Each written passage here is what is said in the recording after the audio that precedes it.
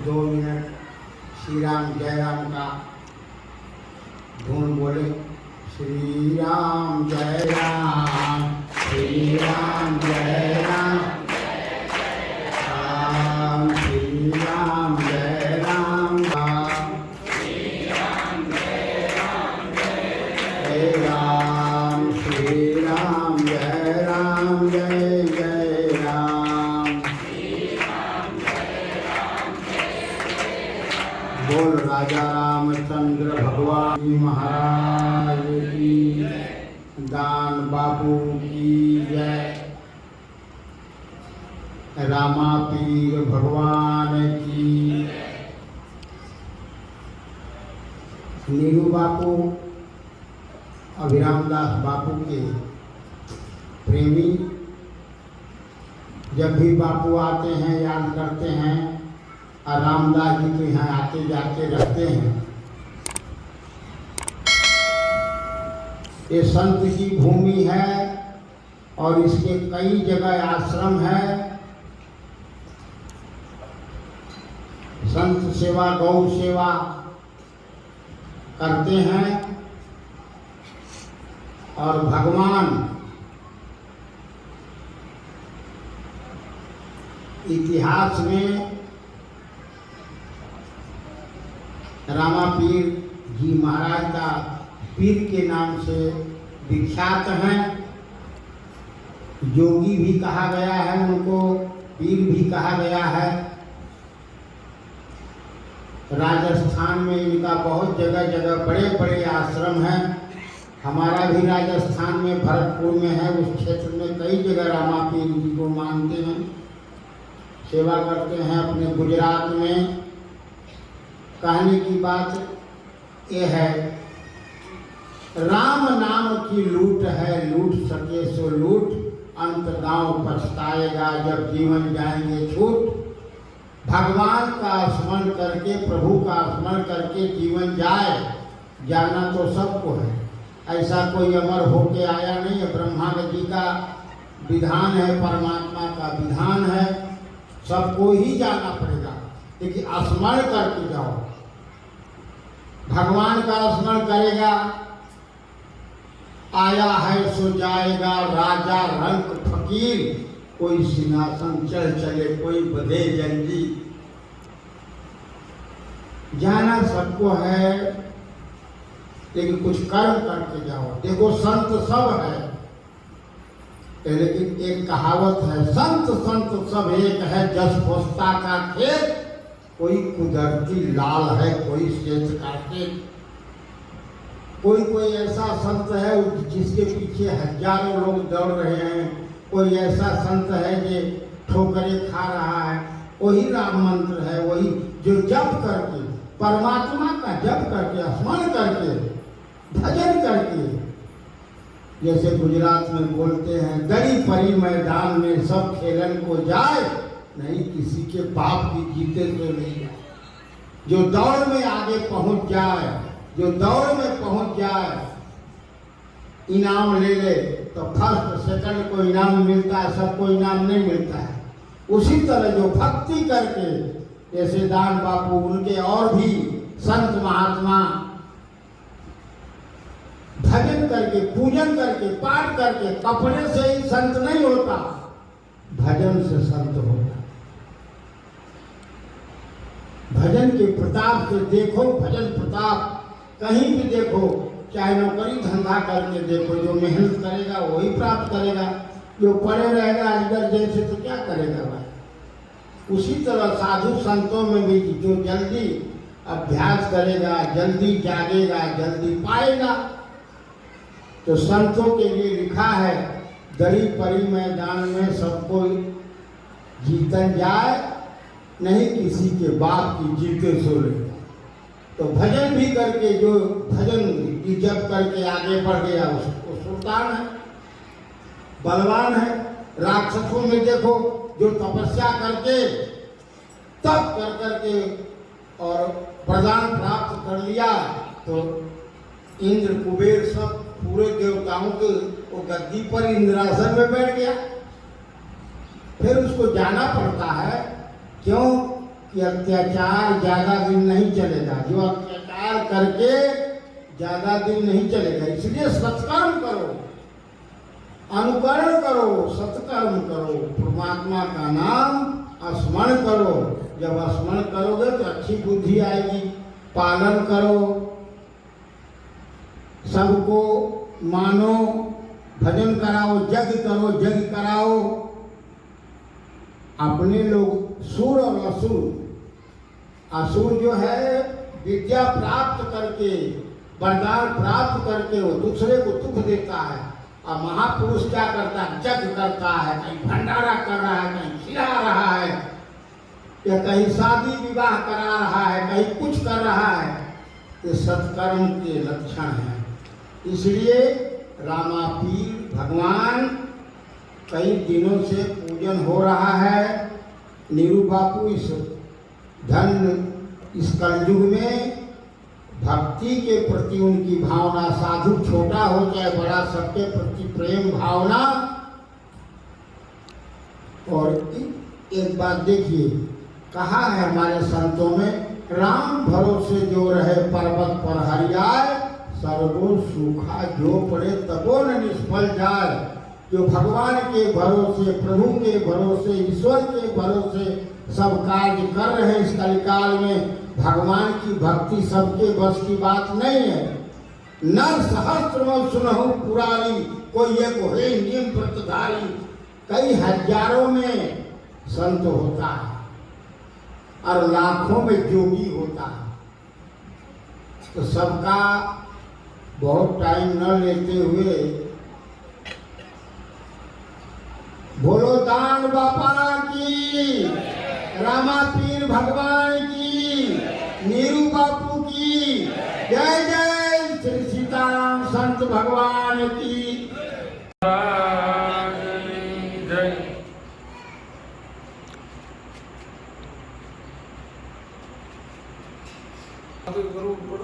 महाराज रामदास बापू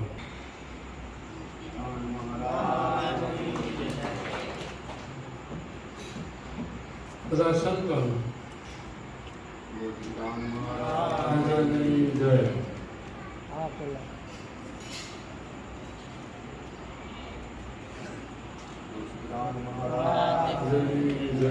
શરૂ થાય અને મને શાસ્ત્રમાં કીધેલું તોતડી ભાષા ગમી હોય ને તો હાલે જ તે, એ હાલે જ તે દેશી ભાષામાં। મને વિચાર છે કે મારે શુકલ્યાબા મને કોઈથી ના ન પાડે એટલે એક રાઉન્ડ તો લેશે બોલો દાનમાં।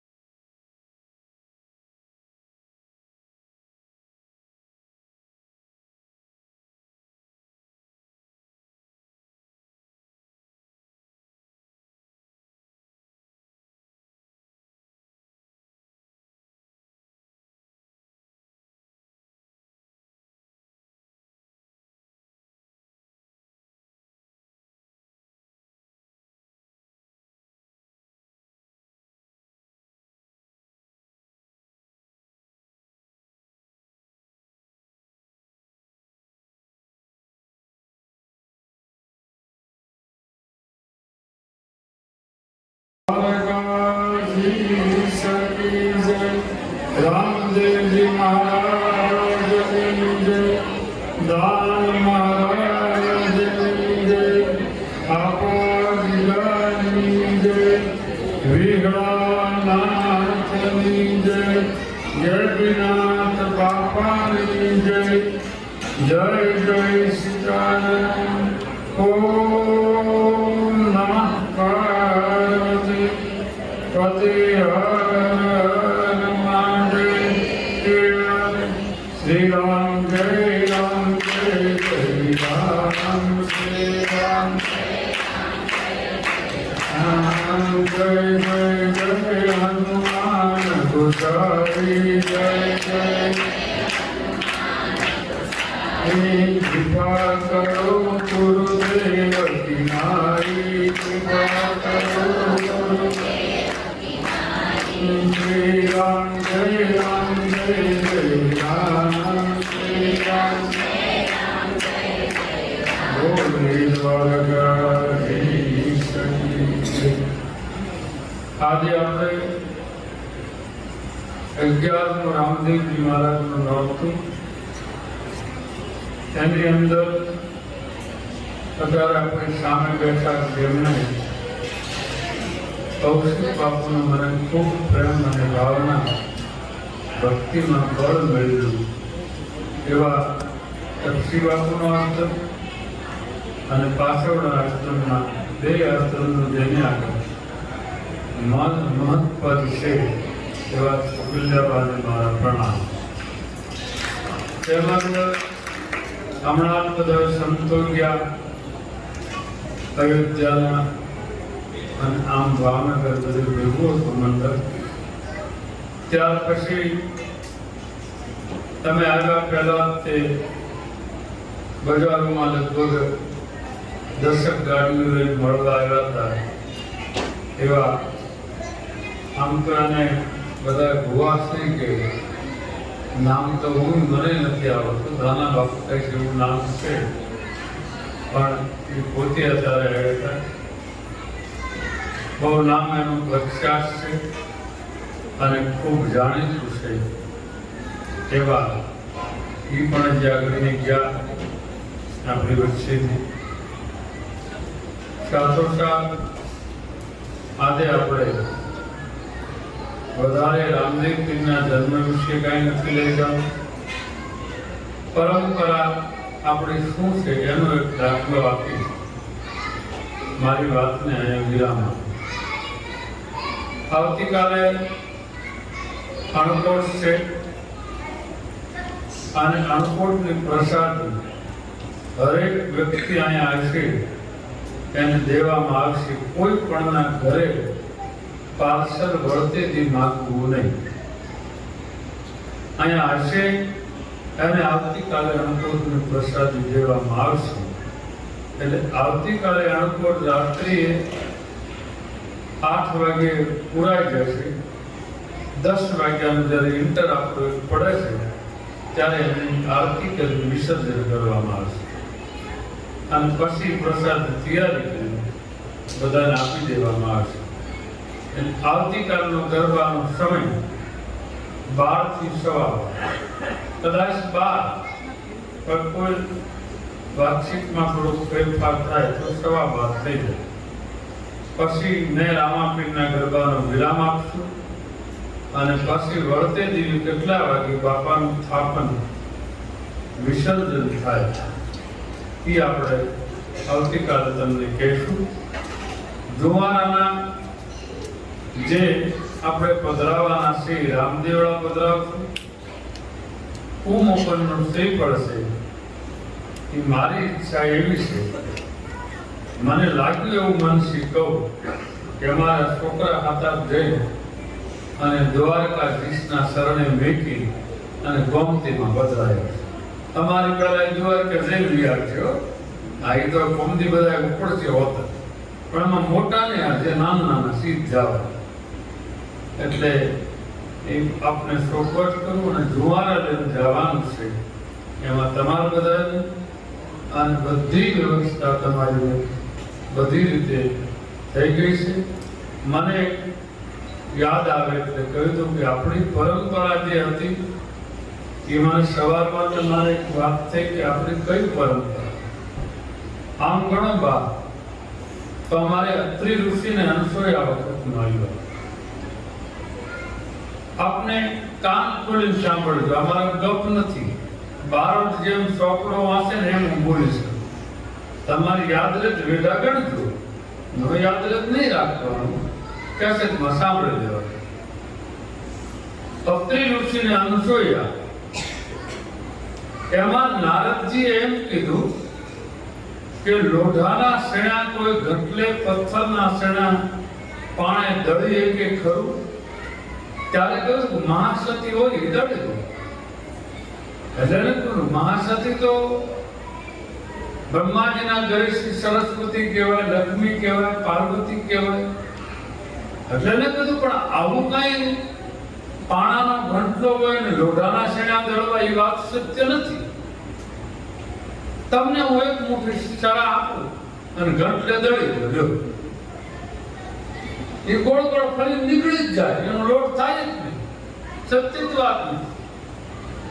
અને એ વખતે નારદજીએ કહ્યું કે મૃત્યુલોકની અંદર એક વ્યક્તિ દળે એવી મને લાગે. એટલે કે કોણ? અમારી કરતા તો એ મોટી ગણાય, કોઈ પણ સતી હોય અમારી કરતા એ મોટા.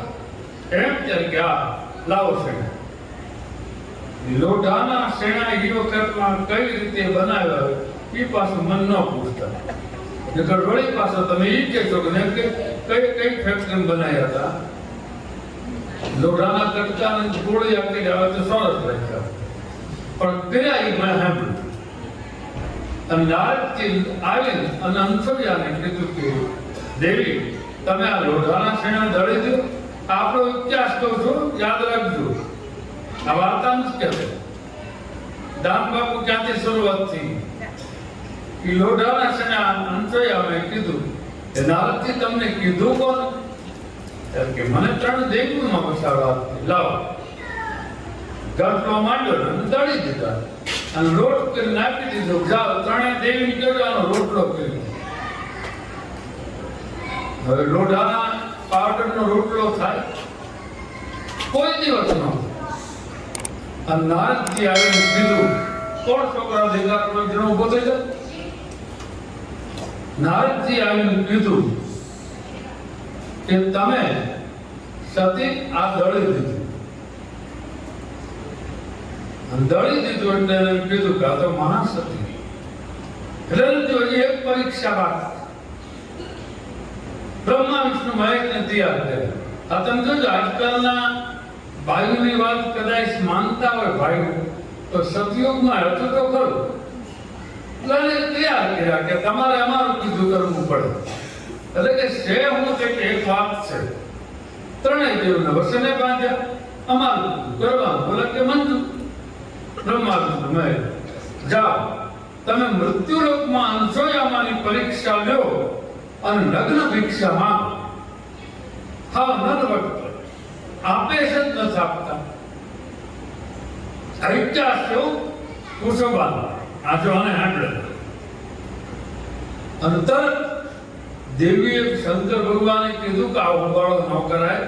આમાં કઠણાઈ મૂકની ગઈ કે નહીં જોવું છે કે આ લોઢાના શેણા દળી દે આ ભિક્ષા આપે છે જ નથી આપતા. નર્વસ્તર નહીં. જાઓ 3 દેવ કીધું તમારો પ્રસ્તાવ ભલે પ્રસ્તાવવું પડે. આવ્યા આવી તરત અનસૂયામાને સાધુનો રૂપ લઈ ભિક્ષા દે ભવ. માતાજીએ કીધું પધાર. કે જમાડશો અમને? ત્યારે કે હા. નહીં ફરી જાવ ને? કે ના આ વસન બેઠા. એટલે કીધું આપને પારસે કે શું જમવાનું? ત્યારે કે અમારે જે જમવાનું જમવાનું, પણ શરત એ છે કે તમે નન વસ્ત્ર તેને અમને જમાડો. હવે શું કરવું? અત્રિ ઋષિ તપમાં બેઠા હતા, અનસૂયા એકલા હતા, પતિ ઘરે નબળે. અને જો ના પાડે તો સાધુ આવતા થઈ જાય, વસનબદ્ધ હતા. એટલે કહ્યું કે આમાં કોઈ બીજી ભિક્ષા માંગો તે કે ના પાડો એટલે આવતા થાય. હાલતા થાય સાધુ પાપ લાગે, પણ એ વખતનો અત્યારે આવું ન કરવું, ચોખ્ખો જ કરવો. તેથી અને કરવું હોય તો જાણી જવું કે આ કોણ છે, તો કરી શકાય. ધનસોએ આમ માથું વિચીને જોયું, હો આ તો ત્રિલોકના નાથ ત્રણે. કાંઈ વાંધો નહીં. પતિ વિષ્ણુનું કમંડળ હતું, હાથમાં પાણી લઈને કીધું કે જો હું પતિવ્રતા હોઉં અને મારી પરીક્ષા લેવા સતીના કારણે જો આવ્યા હોય તો આ ત્રણે હવા મહિનાના બાળક થઈ જાય. ખરાબ નંદડી સાંકળી ત્રણે બાળક. પછી તેમાં શું હોય એ ત્રણે તેડીને વાંસળીમાં કંઈક જે પારણામાં પારણું તો હતું જ ને, વાંસળીમાં ગોબરાય પોતે વસ્ત્ર કાઢ્યું, પછી ક્યાં જમાડવાના દૂધનો પોતો કાઢી દીધો. પસંદ થઈ ગયું પૂરું, કપડા પહેરી લીધા, ત્રણે પર હુરાવી દીધા, વળવાની એટલે ઘોડિયાની જોડી કરી નિષ્કાવા મીડ્યા. અત્રી ઋષિ સાંજે આવ્યા અને કીધું, દેવી આ કોણ? કે આપણા દીકરા. કે પણ આપણે દીકરાનું કઈ હતું જ નહીં ઠેકાણું. કે આવી ગયા પણ એકને બદલે ત્રણ આવ્યા. સમાધિ જોયું અને દેવી આ તો બ્રહ્મા વિષ્ણુ મહેશ કે જે હોય મારી પરીક્ષા કરવા આવ્યા એટલે મેં દીકરા કહી દીધા. હવે આ પાછા દેવાના નથી, આના લગ્ન કરીને ધામ ધર્મ ત્રણ બહુ લાગ્યું. પાછા દેવાની વાત નહીં. નારદજીએ મેં જેને કીધું નવી ત્રણ બહુ આવવાની, તમારા હું મારું થાય ભગવાન થાય. આને હું ઉપર તમારાથી આ થાય એમાં અમને નહીં ભટતા. નારદજી કે પ્રથમ હારે આવો, આ સમાધાન કરવી, જે કાંઈ માફી માંગવી, અને અગર આને મોટા કરશે તમારે ત્યાં હું ભાઈ શું કરવું? વળે ત્રણે દેવી આવ્યા, માફી માંગી અને અંતરી ઋષિએ કીધું કે દેવી જગતના પાપને દીકરો કરી દીધો, હવે પાપનો પાપ રહેવા જ, ફરીને એના લગ્ન ન હોય. પછી પાછી આંધળી છાંટી અને હતા એના ત્રણેયને બ્રહ્મા વિષ્ણુ મહેશ કીધા. પછી જોજો હવે સમજજો, હવે આપણો શરૂ થાય. અનસૂયાના નાથમાં આમળા કે મારે દીકરો હતો, ગુરુ દત્તાત્રેયનું રૂપ કોઈ ધારણ કર્યું. બ્રહ્મા વિષ્ણુ મહેશ એક રૂપ બને ગુરુ દત્તાત્રેય. માં આજથી તમારો દીકરો ગુરુ દત્તાત્રેય. આજથી આ દીકરો અને તમારી આગળ ભિક્ષા માંગીને આ ભિક્ષાનો જો હવે મહિમા બ્રહ્મા વિષ્ણુ મહેશ ગુરુ દત્તાત્રેય તરીકે કેવી એક દિને સમયે તમારો ડંકો મારે. આ કઈ અને ગુરુ દત્તાત્રેયનું રૂપ અદ્રશ્ય છું. ગુરુ દત્તાત્રેય પછી મત્સ્યેન્દ્રનાથને લાંબી વાત છે. મત્સ્યેન્દ્રનાથ જેનો માછલીમાંથી જન્મ થયો, કોઈની માના પેટમાં જ નથી થયો. માછલીના ચીરતા જે નીકળ્યા એનું નામ મત્સ્યેન્દ્રનાથ કહ્યું. અને એ મત્સ્યેન્દ્રનાથ શીશ 8 થયા. રેવીનાથ, કામીનાથ, એ બધા ચંદનનાથ. એમાં સાંભળ્યું આપણું હવે આવે ચંદનનાથના શીશ બાવા બાવરનાથ થયા. બાવા બાવરનાથના 3 શેરા, રામાપી, ભૈરવ અને કેબીનાથ બાપા. ભૈરવાએ અવળી શક્તિ વાપરી ગુરુની એટલે રાક્ષસ થવું. રામાપીએ લગ્ન કર્યા અને રાજસ્થાનમાં રહ્યા એટલે રામાપીર તરીકે રહ્યા. અને કેબીનાથ વથન પદમણીનો વધા રામના દીકરા. એ પોતે હું તમને કહું આવતા હતા એના એક સતી તોળા દે. આ જેસલ ઘેર તોળા દેવ બોલ્યા એના ગુરુ કેબીનાથ. એટલે આપણી પરંપરા આવી. કેબીનાથના શિષ્ય કોણ થયું? આપણી પરંપરામાં મેપા બાપા.